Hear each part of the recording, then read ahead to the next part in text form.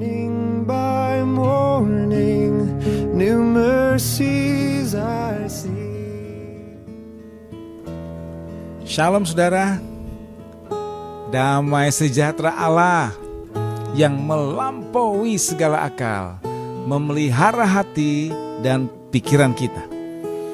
Hari ini kita akan membaca di dalam 2 Raja-Raja pasal yang keempat, ayat pertama sampai dengan ayat yang ke-7.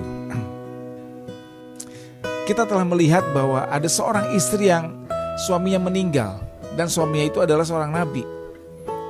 Masalah yang dihadapi adalah bahwa ternyata suaminya ini meninggalkan hutang.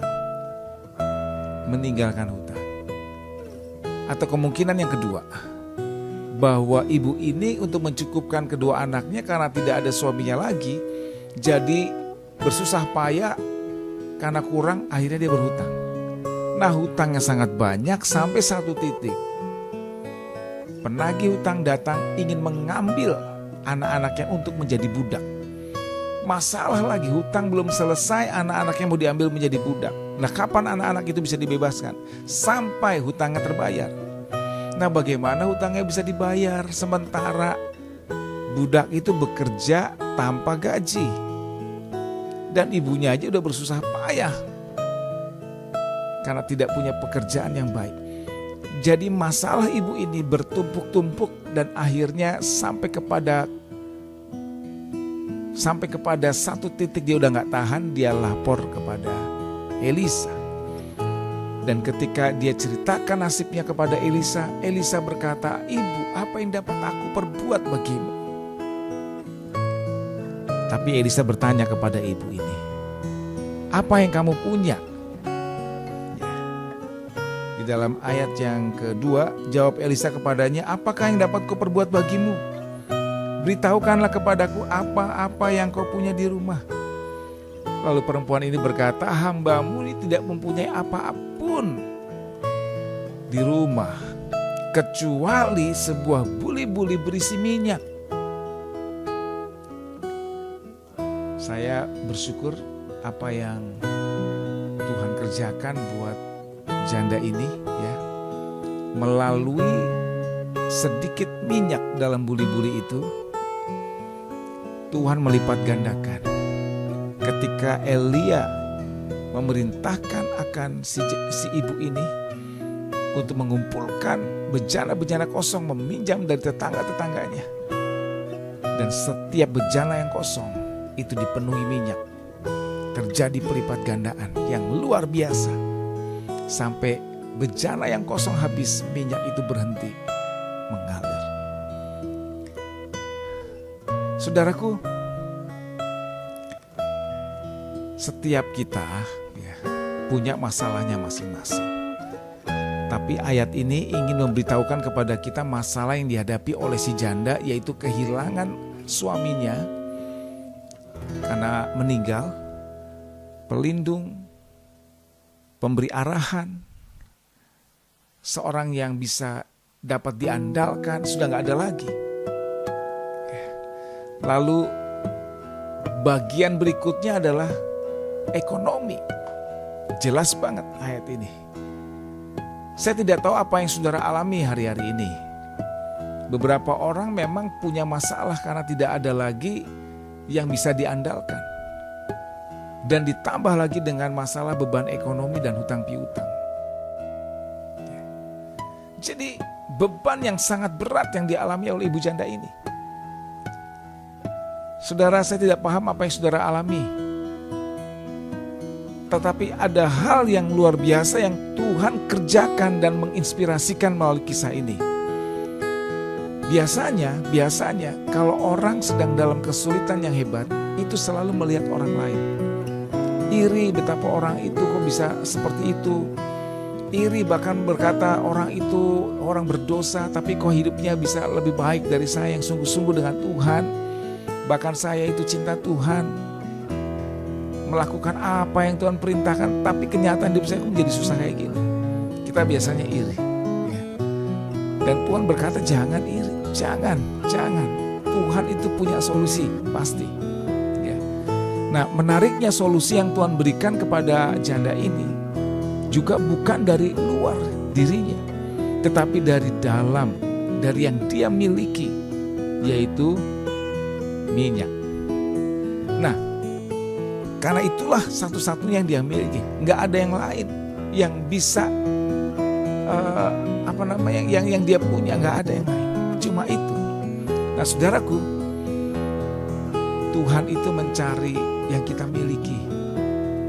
Tidak ada yang lain untuk melakukan sebuah perkara yang hebat, untuk melakukan mujizat yang besar, untuk mengadakan perubahan-perubahan dalam kehidupan kita, kehidupan saudara dan saya. Dia nggak pernah mencari dari yang tidak ada dari kita. Dia mencari dari yang kita miliki, yang kita punyai.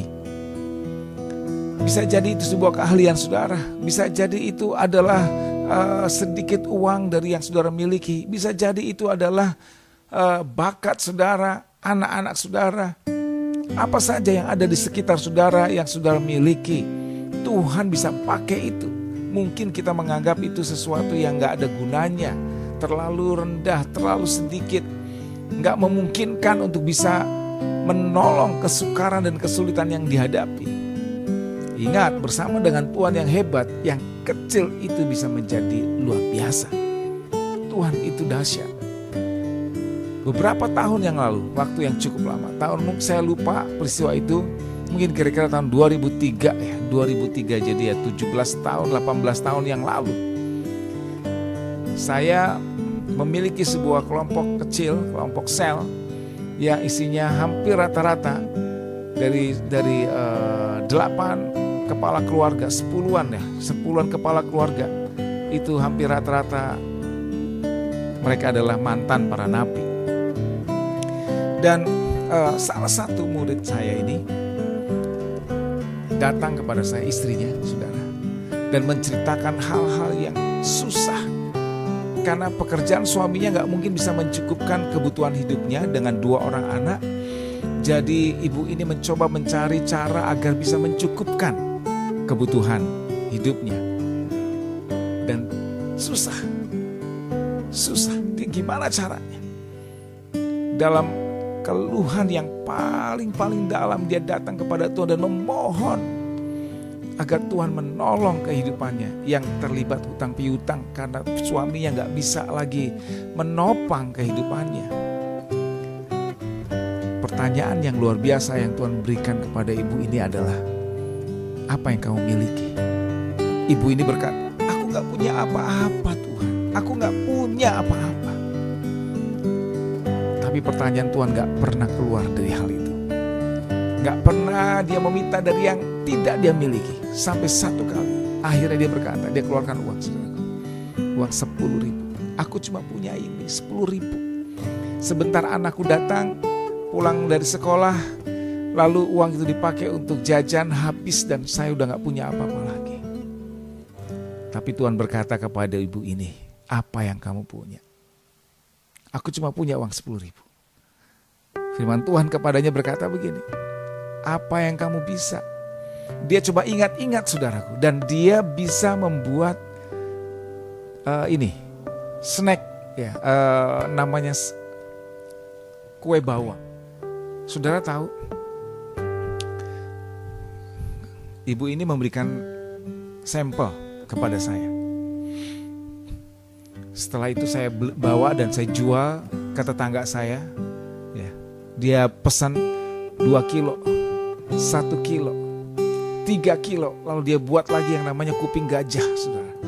Lalu snack itu saya jual ke tetangga-tetangga. Mereka beli 1 kilo, 2 kilo, 3 kilo, ada yang 7 kilo. Saya heran, itu kok bisa laris. Lalu dia mulai buat yang lain. Dalam 1 bulan itu saya hampir menjual 300 kilo. 300 kilo. Dan 370 sekian kilo, saya lupa. Kira-kira itulah, 370 sekian kilo. Ada salah satu rekan dari anak rohani saya di Komsel itu juga menjual juga di rumahnya. Ada tokonya yang sudah tidak lagi beroperasi, ada etalasenya, dijual di rumahnya itu, dipajang snack-snack kecil itu. Karena dia tinggal dekat pasar. laku, saudaraku.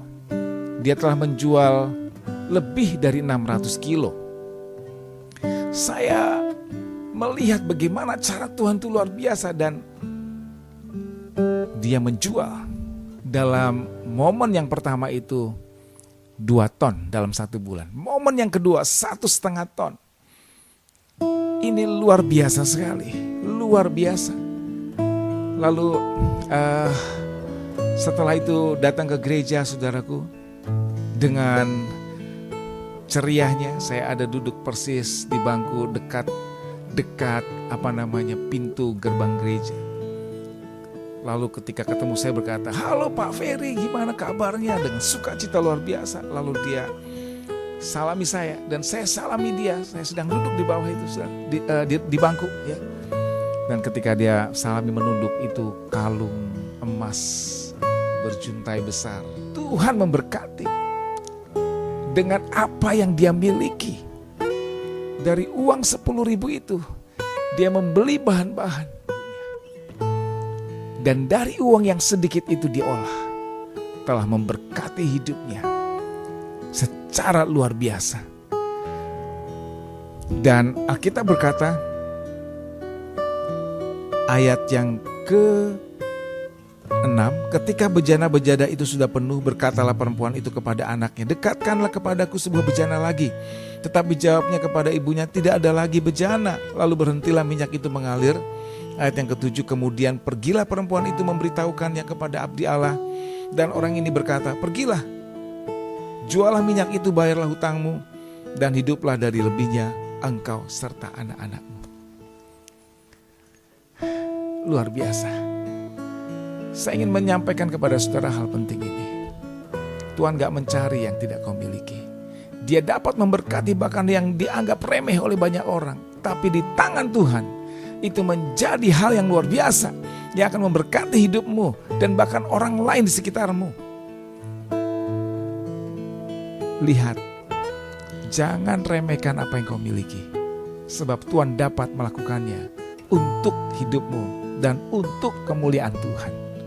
Sepanjang hari ini, lihat apa yang kau miliki, bersyukurlah, jalani, dan Tuhan akan berkarya secara ajaib dalam hidupmu. Tuhan memberkati. Haleluya.